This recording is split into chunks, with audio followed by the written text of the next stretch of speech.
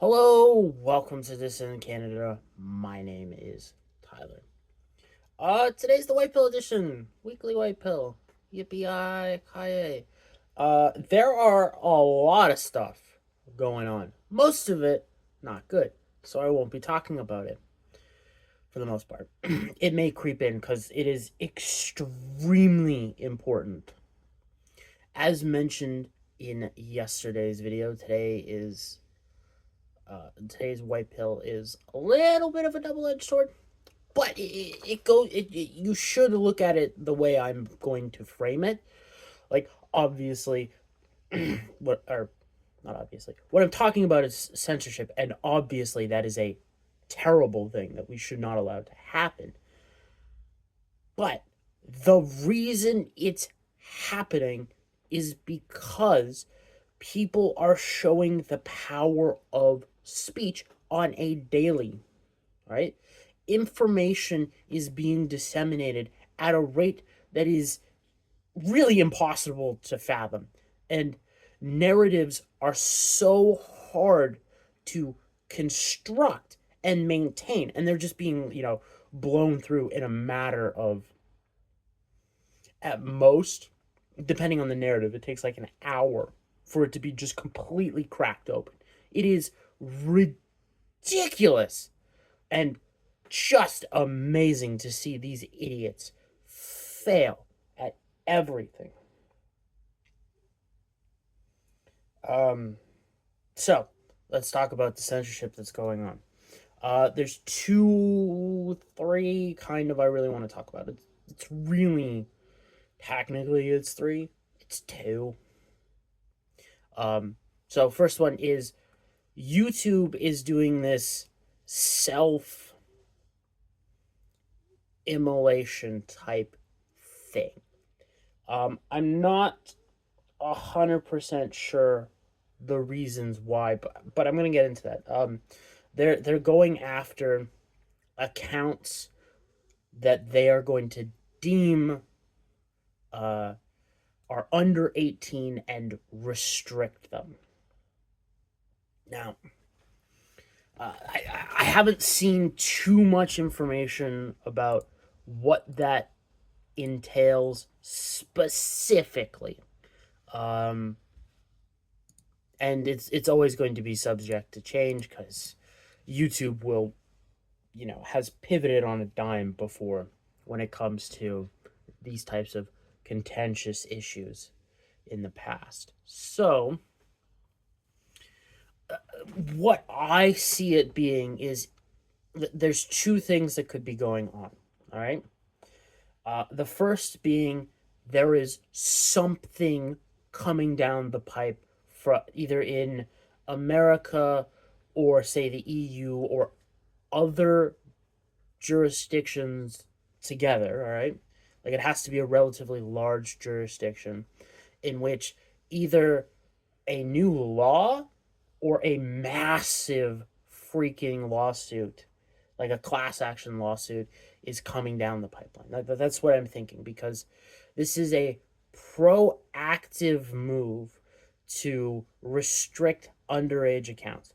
And considering that underage accounts make bank for YouTube when it comes to ad rev, it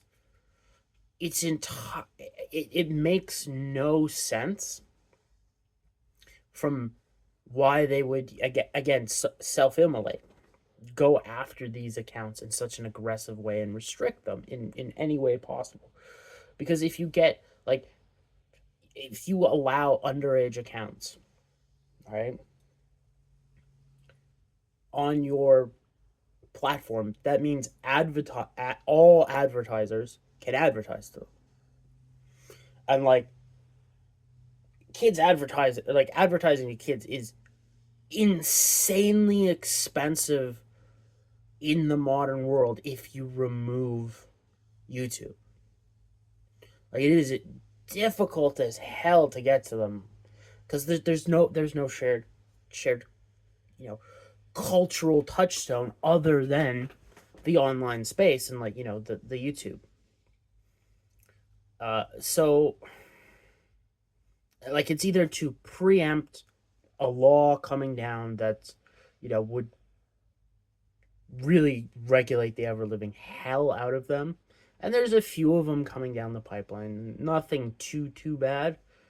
Um, I mean, in my mind, they're all bad. But like, because you see this in other industries, like specifically, I'm thinking of in the '90s with video games.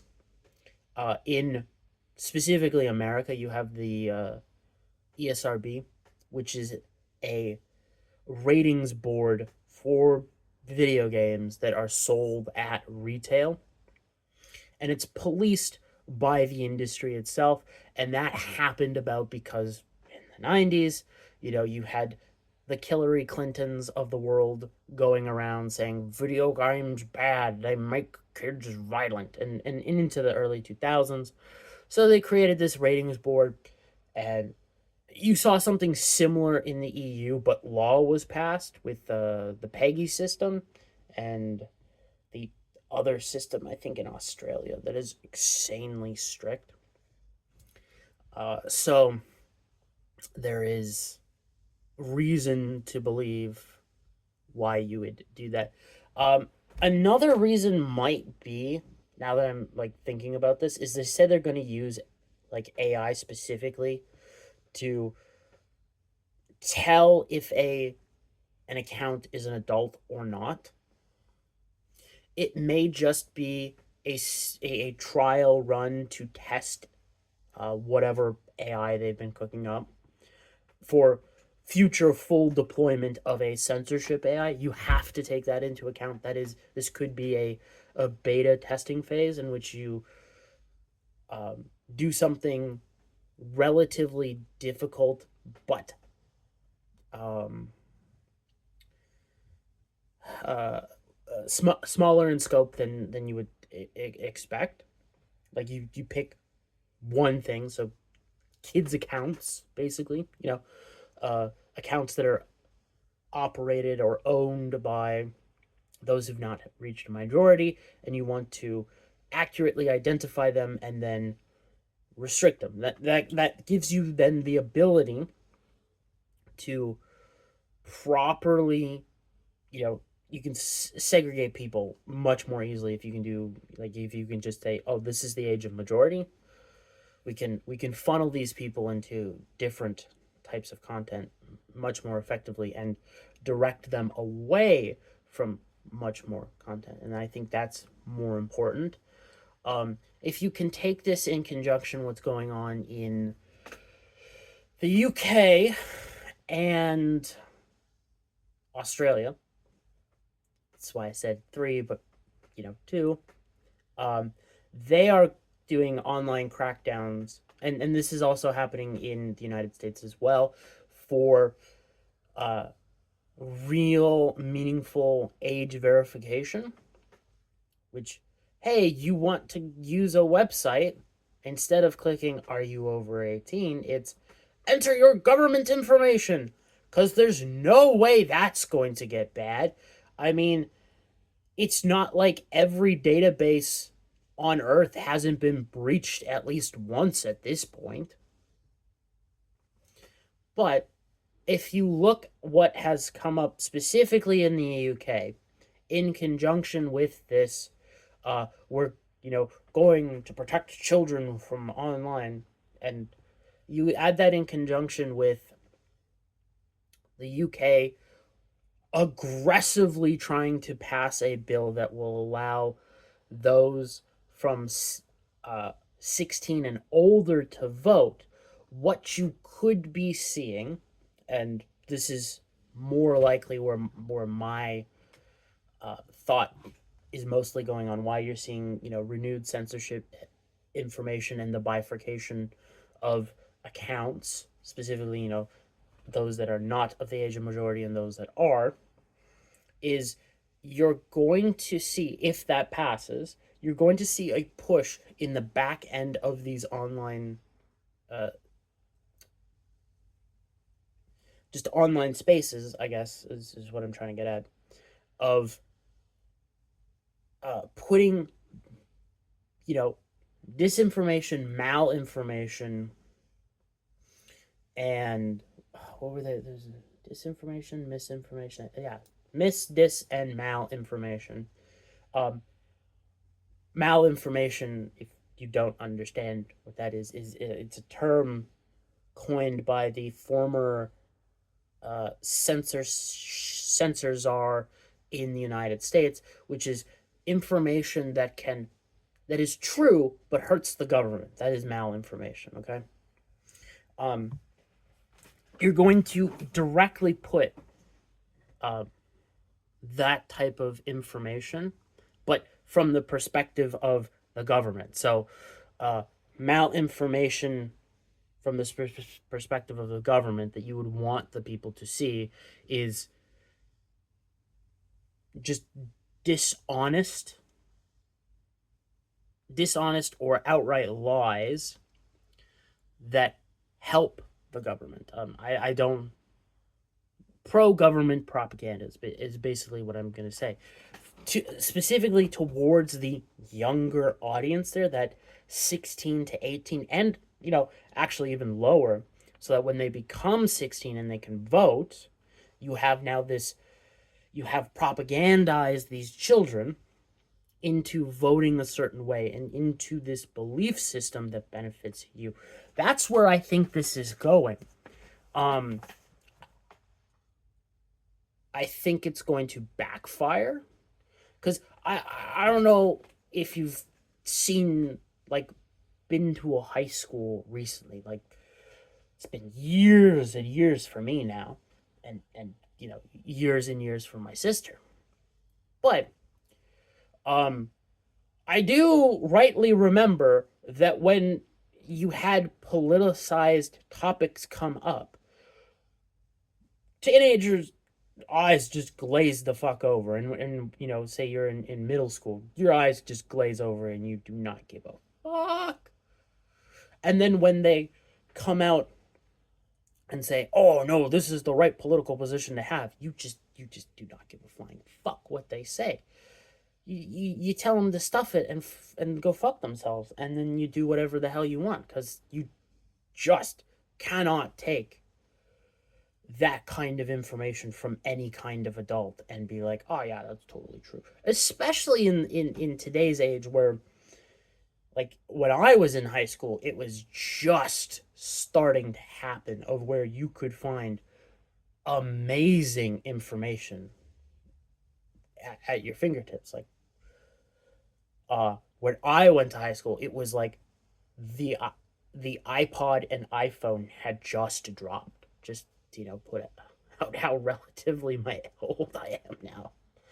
So it's a different world, and you expect the people that can share, anything at the drop of a hat, and, like, search through the some collective knowledge of humanity to believe you. See, that's why they're trying to, limit what they can and cannot access, because, like, basically this law is going after the Charlie Kirks of the world, who is, against the establishment to a certain degree.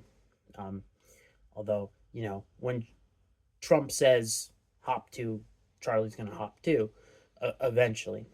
But Charlie is extremely popular amongst, that demographic that they're going after. And like, that younger generation is sharing, the likes of Benny Johnson and Charlie Kirk. So if you think that they're going to be not directed away from those types of content creators, you're out of your fucking mind. Like, that's exactly who's going to be targeted with, these internal rule changes at YouTube and these laws that will be pushed. It's to stop, or at least attempt to stop and mitigate the cultural swing that is currently happening. Like, we're in this Overton window shifting period. It happens every couple of decades. You can really see it in the 50s, 60s, 70s, where, you had the whiny and bitchy boomers take over and everything go to shit, and we're still paying for their bullshit. Um, it is what it is. But like, it's what happened. Like, there is no other generation that I can think of that is as fucking whiny as a goddamn boomer. Like, when you talk to the younger generations and they say, it's extremely difficult economic situation. I'm having to do this, this, and this, and I'm still barely scraping by. You're like, yeah, I can look at the economic data and say, yeah, I agree with you. And yes, those boomers are partly to blame. And then you've got those boomers being unsympathetic cunts about it because they are so divorced from reality at this point. And not to mention, the boomers are the reason we have an administrative deep state that subverts the will of the people. Okay? And that goes for, like, across the world for the most part. Um, I don't. Africa is its own kind of situation, and same with Asia, most of Asia. But, like, Europe and North and South America, yeah, the boomers fucked you real hard. Like, when the boomers bitch, it's their fault. When, like, Gen Z and Gen Alpha bitch, it's the failure of previous generations, at least when it comes to the economic situation, specifically the economic situation and the political situation and some other stuff. But, like, so it just goes to show you, like, the censorship, why the crackdown, like, these online spaces are incredibly powerful, and why we have to fight for them.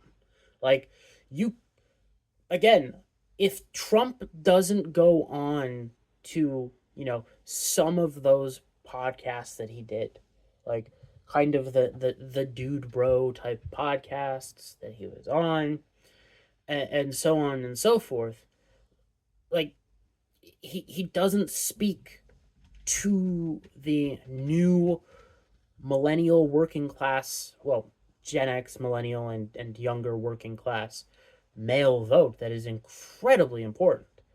And the fact they are specifically targeting those people with these censorship laws goes to show you that, one, Richard Barris and Robert Barnes, who have been talking about this shift in the swing vote in the United States, the populist swing vote in the United States, for at least half a decade now, if not slightly longer, is a real fucking thing. And now you're gonna have a fight over it. Like, it's a bad thing this censorship is happening. Like, I'm gonna keep repeating that. Like, it's an awful thing. As much as, I'll rip on communists for being stupid. Like, the modern communist, there is nobody that is as delusional as them. All right? There's certain religious sects that get close to that level of delusional, but, like, nothing takes it from a fucking communist. Not even, God, I was gonna say atheist, but it's not an atheist, it's an anarchist. Anarchists are almost at the communist level of delusion, but, like, almost is not there. I do not advocate for censoring them. I just tune them out because they're fucking nuts at this point. They have lost all touch with reality, and there's no amount of touching grass that will bring them back. I don't even think a, strong, swift kick in the ass will bring them back. And that's a remedy that cures a whole hell of a lot of fucking problems. Um, but like, if you if we look over at the example of China, China has, the Great Firewall and is one of the most censorship heavy countries in the world. And yet, information moves. People get access to good information. People find out what is happening in their country. Now, it's slower and harder because the people have to be smarter about it, and that's what censorship really does. Specifically in the modern context, it teaches people and forces them to get smart about technology and the way around censorship. There are lots of ways to get around it. You can be very simple and use a VPN. You could learn how to use proxies. Hell, if you've got the money, you could do it yourself. There are multiple guides out there on how to build your own VPNs that is locally hosted on like a Raspberry Pi or whatever. And if there are boomers out there that don't understand what a Raspberry Pi is, I'm not talking about the actual Pi, PEI. It is, no, Pi is PIE. Jesus, it's PI. It's a little tiny self-contained computer. It has all the stuff on the board that you need. Incredibly interesting device to screw around with. It's basically a microcomputer. Um, anyways, like you can build your own networks, and they're even to operate and run and like have update. It's fairly easy. Is there some finicky bullshit you got to deal with? Absolutely. There always is. Especially if you go full crazy and you go, no, I want everything to be open sourced. Uh, then you're dealing with a lot of fiddly shit. But it's still relatively easy to do. And there are full on guides all over the internet. I highly suggest you learn that information and either make physical copies of it. However, you do that is up to you. But then you have that information. Bam. You can use it should the time come. You don't want to be looking and learning how to be censorship resistant when the censorship has come. But just just think about this from the perspective of governments around the world pushing all this censorship. They're terrified. They are scared shitless that they are going to lose control, which is fantastic from my perspective as a dissident. Because if they lose power, who's going to be gaining the power? Likely the people. Because the people in power are those backed by corporations. So the corporations and the governments has the powers. You get rid of that, people got the power.